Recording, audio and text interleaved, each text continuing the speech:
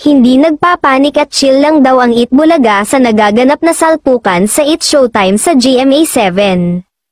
Ayon sa isang insider ng TV5, hindi totoong may emergency meeting at super panic ang production ng EB. In fact, tape nga raw ang episode nila last Monday and Tuesday. Nasay na hindi raw talaga sila nag-effort para tapatan pa ang pag-uumpisa ng It's Showtime sa GMA7.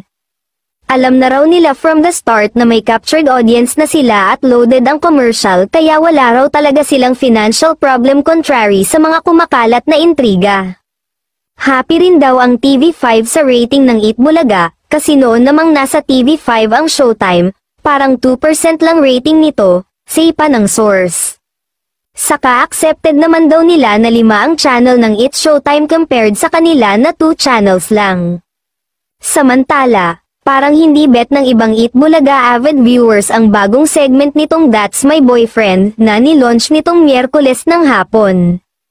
Samat-sari ang mga komento na mababasa sa Facebook Live ng TVJFB page kung saan napapanood online ang nasabing noontime show. Marami ang naboard sa segment, hindi raw ito nakakaaliw, sayang daw ang oras ng EB. Mas gusto nga ng netizens na ibalik na lang ang dating That's My Boy, at Little Miss Philippines. Pero marami rin namang solid na Barkads viewers ang natuwa at kinilig sa bagong segment ng show.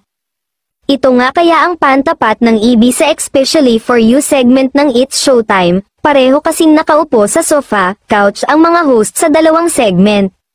Malayo naman ang tema ng bagong segment ng EB sa Especially For You ng It's Showtime, tungkol sa pagpe-flex ng mga girls sa kakaibang talent ng kani-kanilang boyfriend. Ang new segment ng Kapatid Noontime Show at tungkol naman sa pagkakaroon ng closure sa mga dating magkasintahan at paghahanap ng bagong iibigin ang tema ng segment ng Kapamilya Noontime.